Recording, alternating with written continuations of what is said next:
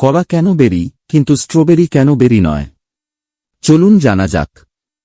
এটি শুনতে অদ্ভুত লাগলেও উদ্ভিদ বিজ্ঞানের সংজ্ঞা অনুযায়ী কলা একটি সত্যিকারের বেরি, আর স্ট্রবেরি বেরি নয়। এখন আসি কলা কেন বেরি।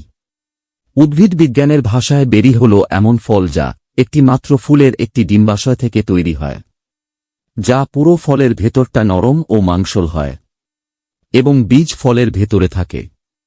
কলা এই সব শর্ত পূরণ করে, তাই বিজ্ঞানীরা কলাকে বেরি হিসেবে শ্রেণীবদ্ধ করেন। এখন আসি স্ট্রবেরি কেন বেরি নয়। আসলে স্ট্রবেরির ক্ষেত্রে ফলের লাল মাংসল অংশটি আসলে ডিম্বাশয় থেকে তৈরি হয় না, এটি ফুলের অন্য অংশ থেকে তৈরি হয়। স্ট্রবেরির গায়ে থাকা ছোট ছোট দানার মতো অংশগুলোই আসল ফল। প্রতিটি ছোট দানার ভেতরে একটি করে বীজ থাকে, তাই উদ্ভিদ বিজ্ঞানের নিয়মে স্ট্রবেরি প্রকৃত বেরি নয়। আরও উদাহরণ। প্রকৃত বেরি হচ্ছে কলা, আঙুর, ব্লুবেরি, টমেটো, কিউই। প্রকৃত বেরি নয় স্ট্রবেরি, চেরি, পিচ, আপেল।